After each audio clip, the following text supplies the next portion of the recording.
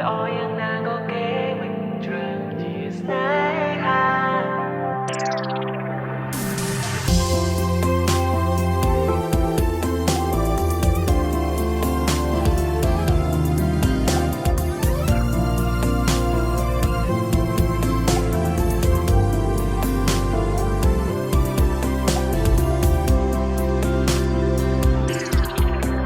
មានអា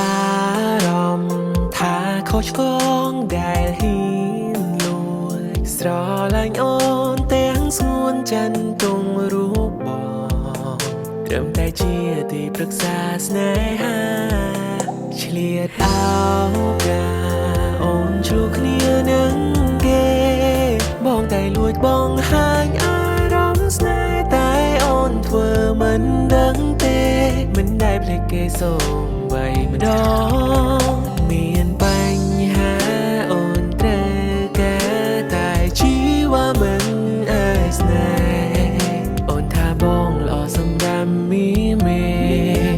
តែមិនមែនជាជម្រើសអូនបេះដូងមួយដែលគេតែងតែមករំលងធ្លាក់ខ្លួនទៅជាតួរងទាំងមិនបានប្រល្អយ៉ាងណាក៏គេមិនជ្រើជាស្នេហាការមើលថែយកចិនកូនឡងគ្មានក្លិនផ្សេងសួរខ្លួនឯងរាល់ថ្ងៃមិនល្អត្រង់ណាទើបបានស្នេហ៍នាងណាក៏គេមិនដែលចាប់អារម្មណ៍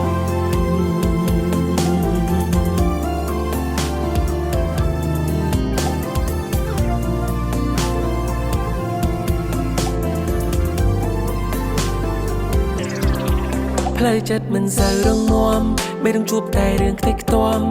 ដាក់ចិត្តស្រឡាញ់ដង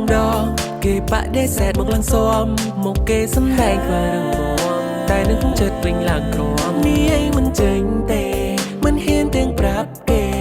ក្នុងចិត្តគេស្រឡាញ់មិនបានឬក៏មិនបានស្រឡាញ់ពាក្យថាចាញ់វាតែងតែចេញនៅពេលដែលស្នេហ៍គេបេះដូងអើយកុំសោតកុំភ្លៀឯកាមលេទេ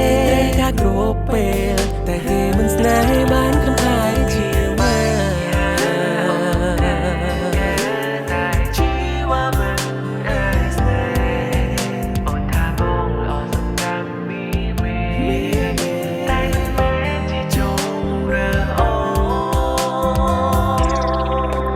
បេះដូងមួយដែលគេតែងតែ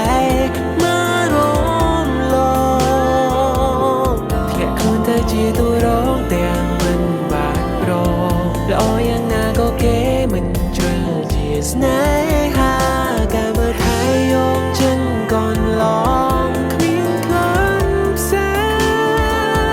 ងសួរខ្លួនឯងរាល់ថ្ងៃមិនល្អត្រង់ណា